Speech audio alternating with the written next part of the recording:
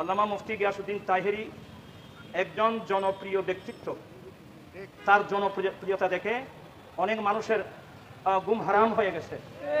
এই জন্যে উনি ছিলেন ঢাকা সরওয়ারদী উদ্যানে আমাদের দরবার শরীফের সাজ্জাদা নশীন শাহ সুফি সৈয়দ সাইফুদ্দিন আল হাসানি আল মেজবান্ডারের অনুষ্ঠানে উনি ছিলেন সরওয়ারদী উদ্যানে।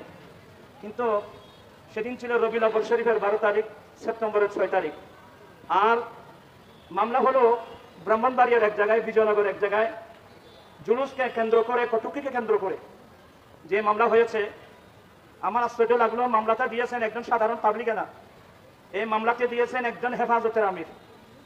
আর মামলাটা তো একেবারে মিথ্যা মামলা, ডাহা মিথ্যা মামলা। আমার আশ্চর্য লাগলো, কোথায় ইসলাম? আমরা ইসলামকে আমরা কোথায় নিয়ে যাচ্ছি? রাসূল করিম সাল্লাল্লাহু আলাইহি সাল্লাম ইরশাদ করেছেন, আয়াতুল মুনাফিকিন সালাসা, যারা বিশ্বাসঘাতক, যারা মুনাফিক, এদের চিহ্ন 3টি। 1 নম্বর, কথা বলতে মিথ্যা বলা, আমানত খেয়ানত করা, অঙ্গীকার ভঙ্গ করা।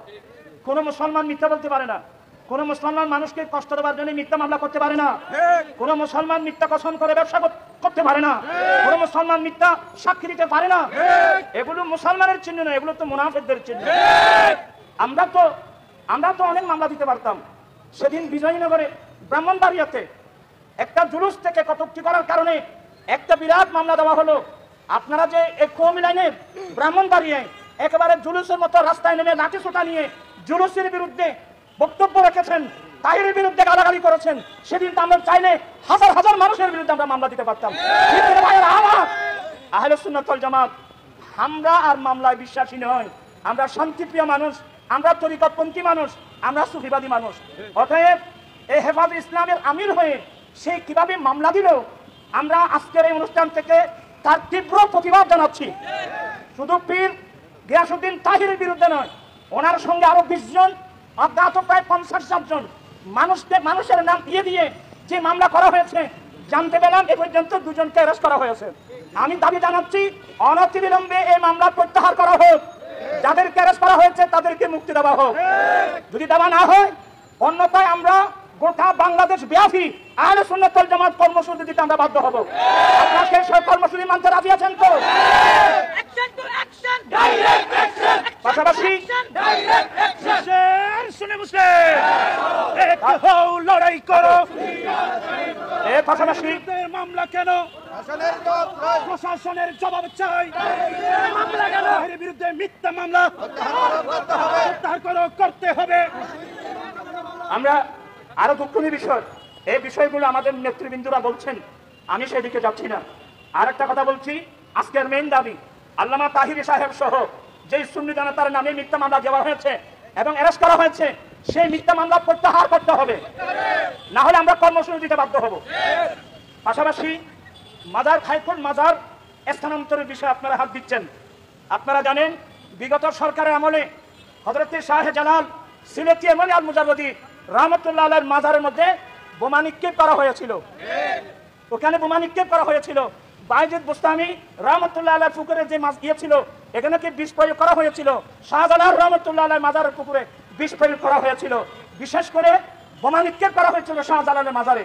সেদিন আমি ওপেন বলেছিলাম, তোমরা বোমা মারছো শাহজালালের মাজারে, আগুন ধরছে কিন্তু তোমাদের ঐক্য জুড়ের গদিতে।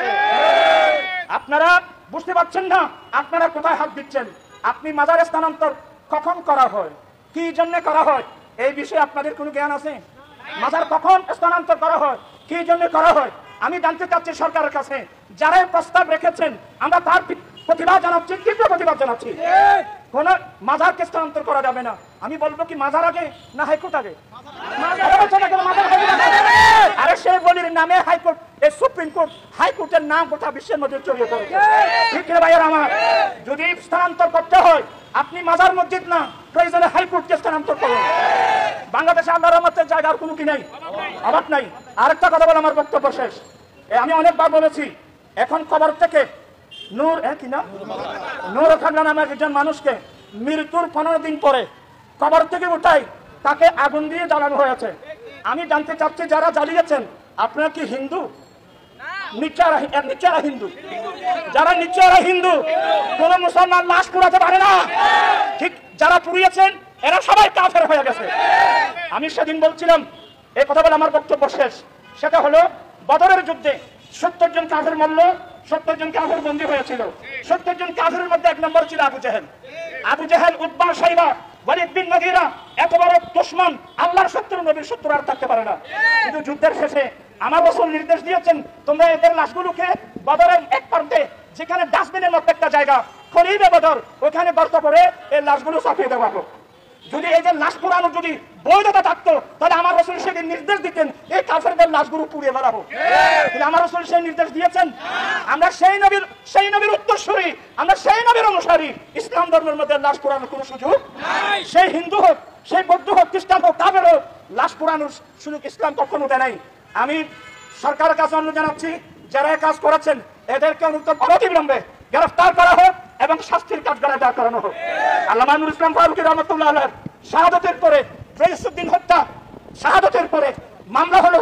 অনেকদিন আসামি পর্যন্ত, মামলা পর্যন্ত নিতে চাই নাই, সুন্নি জনতার আন্দোলনের কারণে মামলা নিতে বাধ্য হয়েছে। কিন্তু সবচেয়ে বড় মারাত্মক কি জানেন? মারাত্মক হলো পীর তাহিরের বিরুদ্ধে যে মামলা দিয়েছেন, এই মামলা নাকি দ্রুত আইনি বিচার। এখানে তদন্ত করার সুযোগ নাই, ডাইরেক্ট ওনাকে কি করতে পারবে? অ্যারেস্ট করতে পারবে। আমি জানতে চাই, যখন ছেলেরা আন্দোলন করেছিল বৈষম্যতার বিরুদ্ধে, সেদিন আমি বলছিলাম, সরকারকে দাবি দিয়েছিলাম, ছাত্রদের যৌক্তিক আইন, ছাত্রদের যৌক্তিক দাবিগুলো মেনে নেওয়া হোক। কিন্তু এখন সেই সরকার এসে এখন দেখতেছি এত বৈষম্যতা কেন? বৈষম্য আপনারাই সৃষ্টি করছেন। আমরা তার তীব্র প্রতিবাদ জানিয়ে অনতিবিলম্বে এই মামলাগুলো প্রত্যাহার করে নেওয়ার জন্য আহ্বান জানিয়ে আমি আমার বক্তব্য শেষ করলাম। আসসালামু আলাইকুম ওয়া রাহমাতুল্লাহ।